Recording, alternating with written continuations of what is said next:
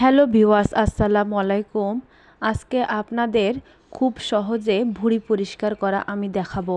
আমিও ভুঁড়ি পরিষ্কার করতে তেমন পারতাম না, কিন্তু সহজেই শিখে গেছি। প্রথমে ভুঁড়িগুলো ছোট ছোট করে কেটে নিতে হবে। তারপর একটা পাত্রে হলুদ, মরিচের গুঁড়ো, একটু লবণ দিয়ে সেদ্ধ করে নিতে হবে ভালো করে, যেন সেদ্ধটা ভালো করে হয়।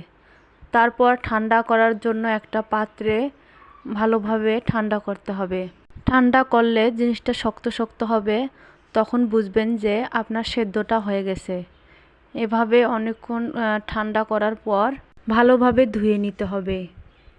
ধুয়ে নেওয়ার পর ধীরে ধীরে আপনাকে কাটার প্রস্তুতি নিতে হবে। আগে দেখবেন ভালোভাবে শক্ত হয়েছে কিনা। শক্ত হওয়ার পরেই আপনাকে ভালোভাবে কাটতে হবে। একটু ময়লা যদি থাকে তাহলে বটি দিয়ে একটু কেটে দিতে হবে। তারপর একটা ধারালো বটি নিয়ে লম্বা লম্বা করে কাটবেন আগে প্রথমে। কাটার পরে তারপরে এভাবে লম্বা লম্বা করে কাটবেন, তারপরে ছোট ছোট করে কাটবেন, দেখবেন তাড়াতাড়ি কাজটা হয়ে গেছে। এভাবে লম্বা লম্বা করলে অনেক কাজটা সহজ হয়ে যায়।